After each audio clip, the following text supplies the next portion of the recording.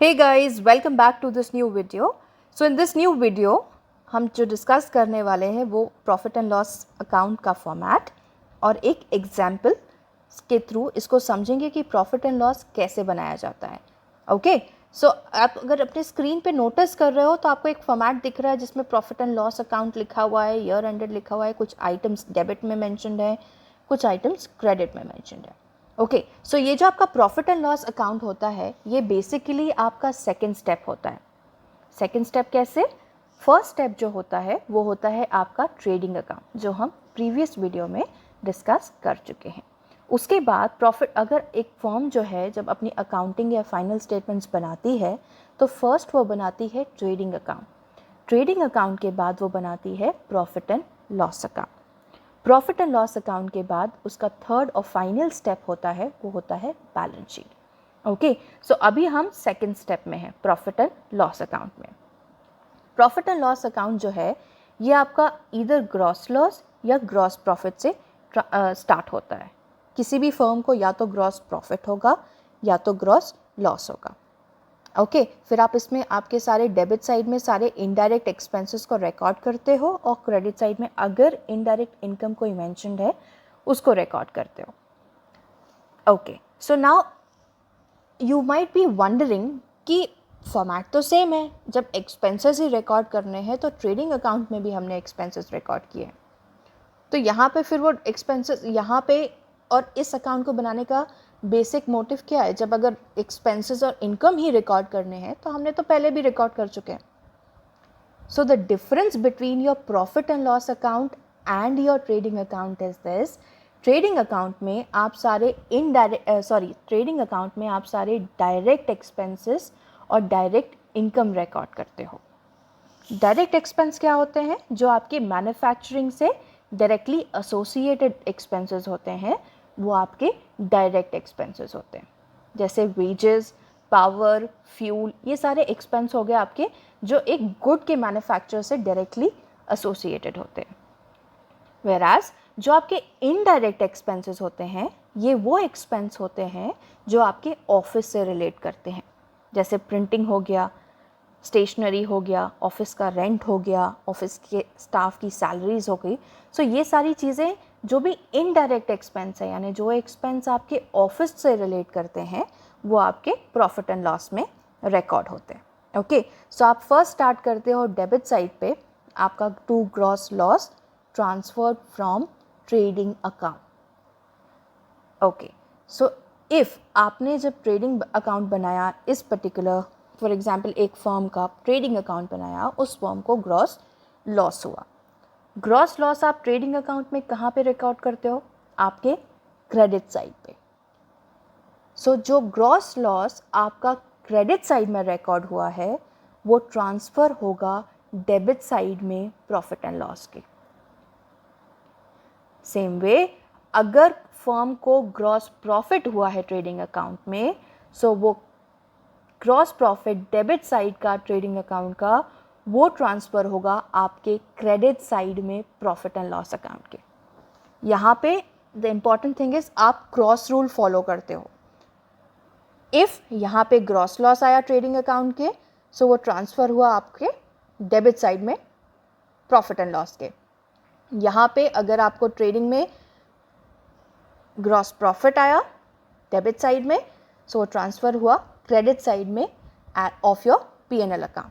Okay फिर आप salaries, rent, rate, printing, audit fees, general expenses ये सारे आइटम्स को यानी एक्सपेंसेस को डेबिट में रिकॉर्ड कर रहे हो, इनकम्स को आप क्रेडिट में रिकॉर्ड कर रहे हो.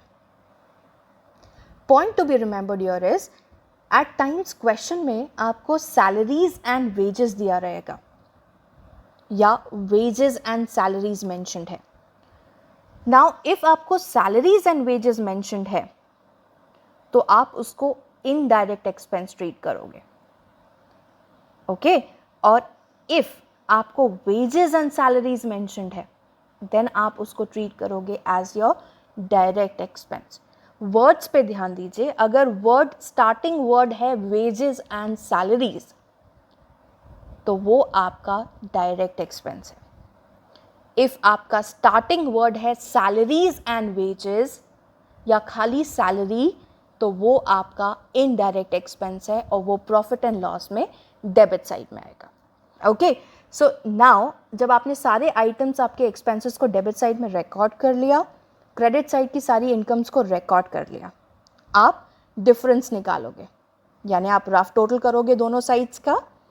रफ टोटल करने के बाद आप कंपेयर करोगे कि आपका क्रेडिट साइड का टोटल ज़्यादा है डेबिट साइड से या डेबिट साइड का टोटल है ज़्यादा है क्रेडिट साइड से। दोनों साइड्स को आप कंपेयर करोगे, जिस भी साइड में आपका डिफरेंस आएगा, सपोज आपका क्रेडिट का टोटल डेबिट से ज़्यादा है तो डिफरेंस आपका डेबिट साइड में आ रहा है, तो ये जो डिफरेंस रहेगा ये आपका नेट प्रॉफिट होगा और ये ट्रांसफ़र होगा आपके कैपिटल अकाउंट में।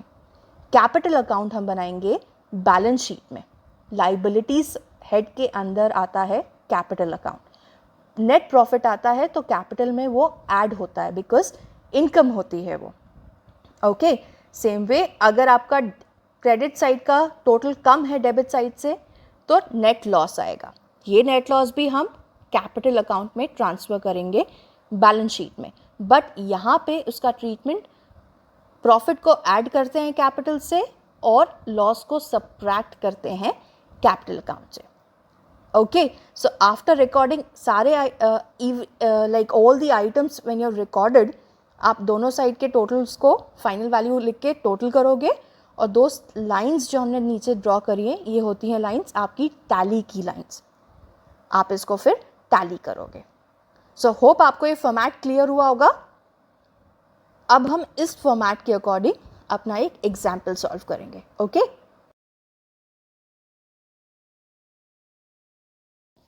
सो गाइज अगर आप इस क्वेश्चन को देख रहे हो, यहाँ पे क्वेश्चन मेंशन्ड है, following is the trial balance of Ram on 31st March 2017, you have to prepare trading and profit and loss account for the following year ended 31st March 2017। Question आपको ऐसे ही दिए जाएंगे, एक ट्रायल बैलेंस दिया रहेगा, trial balance as on date 31st March 2017। Then आपके particulars हैं debit item, credit item, capital, stock, cash at bank, ये सारे आइटम्स रहेंगे और लास्ट में क्वेश्चन के मेंशन रहेगा value of closing stock. Closing stock आपका हमेशा क्वेश्चन के बाहर ही मेंशन होगा। ओके, सो जब पॉइंट्स टू बी रिमेंबर्ड, आप जब क्वेश्चन सॉल्व करते हो आपको ये पता होना चाहिए कौन सा आइटम ट्रेडिंग में जाता है, कौन सा बैलेंस शीट में जाता है और कौन सा आपके P&L में जाता है। जैसे कैपिटल अकाउंट है, कैपिटल अकाउंट आपका कहाँ का आइटम है, बैलेंस शीट का। स्टॉक 1 April 2016, दैट मीन्स ये आपका ओपनिंग स्टॉक है, ये कहाँ पे जाएगा, आपके ट्रेडिंग का अमाउंट है। Cash at bank, cash at bank कहाँ का आइटम है, एसेट का। कैश इन हैंड एसेट का। Machinery 60,000 asset. Furniture and fittings asset. Purchase trading में। Wages trading. Fuel and power direct expense है, कहाँ जाएगा, ट्रेडिंग में। Factory lighting direct expense trading.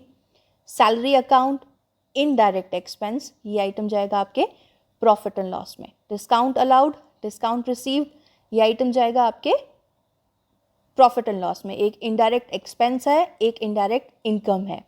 Then advertisement indirect expense. Sundry office expense indirect expense, profit and loss account. Sales ये आपका जाएगा trading में, credit side. Sundry debtors, sundry creditors ये आपके बैलेंस शीट के आइटम्स हैं। सो इस वीडियो में हम सिर्फ ट्रेडिंग अकाउंट बना रहे हैं और profit and loss account. Balance sheet के लिए एक सेपरेट वीडियो रहेगा। ओके, और क्लोजिंग स्टॉक जो है ये आपका ट्रेडिंग में जाएगा। चलिए सो फिर क्वेश्चन सॉल्व करते हैं। गाइस आप स्क्रीन पे जैसे देख रहे हो ये सोल्यूशन है ट्रेडिंग अकाउंट का। हम स्टार्ट कैसे करते हैं, trading account for the year ended 31st March 2017। 31st March 2017 हमने क्वेश्चन से लिया है। इफ इसका ईयर एंडेड 31st March है, दैट मीन्स ये फर्म जो है ये हमारा अकाउंटिंग ईयर फॉलो कर रही है। अकाउंटिंग ईयर कब स्टार्ट होता है, 1 April से लेके 31st March तक के। ओके, सो सबसे फर्स्ट हम स्टार्ट करते हैं टू ओपनिंग स्टॉक। क्वेश्चन में इफ आपको याद हो, आपने पढ़ा होगा, स्टॉक ब्रैकेट में लिखा था 1 अप्रैल 2016। 1 अप्रैल 2016 का मतलब होता है ये हमारा ओपनिंग स्टॉक है, क्योंकि हमारा ईयर एंडेड कौन सा है, 2017। ओके, सो 1 अप्रैल का स्टॉक हमारा ओपनिंग स्टॉक हो गया, तो हमने उसको लिखा as 20,000 as our opening stock. Then to purchases as 1,50,000। Question में परचेज रिटर्न मेंशन नहीं है, सो हम परचेजेस को मेन कॉलम में लिख रहे हैं। Then to wages 1 lakh, to fuel power 30,000, to factory lighting 2,000। ये हमारे सारे डायरेक्ट एक्सपेंसेस हो गए। नाउ डायरेक्ट एक्सपेंस को रिकॉर्ड करने के बाद हम आते हैं हमारे क्रेडिट साइड पे ट्रेडिंग अकाउंट के। By sales 5 lakh, by closing stock 27,000। Closing stock आपका हमेशा क्वेश्चन के बाहर होगा। जैसे अगर आपको क्वेश्चन में, इस क्वेश्चन में हमें ट्रायल बैलेंस दिया है, ट्रायल बैलेंस में कभी भी क्लोजिंग स्टॉक का फिगर नहीं दिया जाता है। क्लोजिंग स्टॉक आपका हमेशा बाहर रहेगा। अब हमने सारे आइटम्स को, डेबिट और क्रेडिट आइटम्स दोनों को रिकॉर्ड कर लिया। अब हम टोटल करते हैं साइड्स को। सो हमारा रूल क्या कहता है, हम क्रेडिट साइड का रफ टोटल करेंगे और डेबिट साइड का एक रफ टोटल करेंगे। उसके बाद ये कंपेयर करेंगे कि डेबिट साइड ज्यादा है या क्रेडिट साइड ज्यादा है। अगर हमारा क्रेडिट साइड ज्यादा होता है डेबिट साइड से, तो हमको ग्रॉस प्रॉफिट होता है। इस केस में अगर आप देखते हो तो आप इधर ऐड करते हो 5 लाख और 27,000 को, तो आपका टोटल आता है एज 5,27,000। वेराज अगर आप डेबिट साइड के आइटम्स को ऐड करोगे तो आपका टोटल आएगा 3,02,000। सो क्रेडिट साइड आपका ज्यादा है, सो रूल क्या कहता है, credit side is more than the debit side, firm को ग्रॉस प्रॉफिट हुआ है। ओके, सो ग्रॉस प्रॉफिट आप कहां लिखते हो, debit side of the trading account में। आपने ग्रॉस प्रॉफिट लिखा 2,25,000 का। अब आप इन सारे आइटम्स को ऐड करोगे, आपका टोटल 5,27,000 आएगा। आपने दोनों साइड्स को अमाउंट डाल के 2 लाइन्स ड्रॉ किया और टैली किया। Now gross profit transfer to P&L account. Cross rule if you remember जो हमने फॉर्मेट के टाइम पर सीखा था, इफ ग्रॉस प्रॉफिट होता है तो वो क्रेडिट साइड में जाता है आपके P&L अकाउंट के। जैसे यहां शिफ्ट हो गया as by gross profit 2,25,000। So this gross profit is transfer to your profit and loss account. आपका profit and loss account gross profit से या ग्रॉस लॉस अगर हुआ है उससे स्टार्ट होता है। हमने क्रेडिट साइड पे लिखा बाय ग्रॉस प्रॉफिट एज 2,25,000। अब क्वेश्चन में इनडायरेक्ट एक्सपेंसेस में हमारी सैलरीज दी थी 70,000 की, हमने यहां पे रिकॉर्ड किया। फिर दूसरा आइटम है डिस्काउंट अलाउड। डिस्काउंट अलाउड कितना है, 5,000। डिस्काउंट रिसीव था 3,000। Then your advertisement 50,000, sundry expense 40,000। Now after recording all the indirect expenses and your income, हम डेबिट और क्रेडिट साइड का टोटल करेंगे। सो गाइज, जब आप टोटल करते हो आपका क्रेडिट साइड, आपका टोटल आता है 2,28,000। सेम वे आप डेबिट साइड का जब टोटल करोगे, आप 70,000 को ऐड करोगे, 5,000 ऐड करोगे, 50,000 ऐड करोगे, 40,000 ऐड करोगे, आपका टोटल आएगा 1,65,000। सो यहाँ पे आपका credit side is more and debit side is less.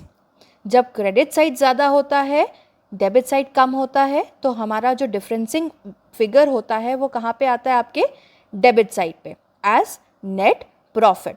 So 2,28,000 minus 1,65,000 आपका आएगा 63,000 एज योर बैलेंसिंग फिगर और योर नेट प्रॉफिट। ये 63,000 आप ट्रांसफर करोगे आपके बैलेंस शीट पे।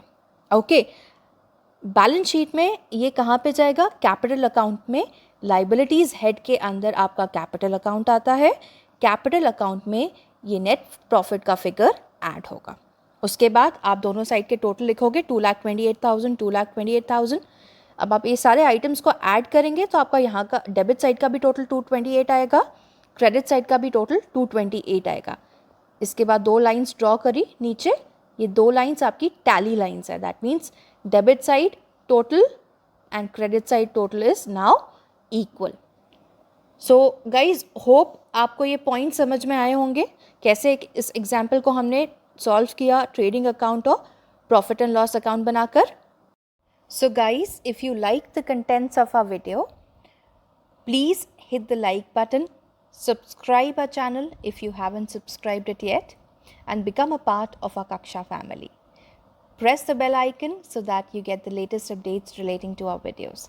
Stay healthy and stay safe, guys. Bye-bye.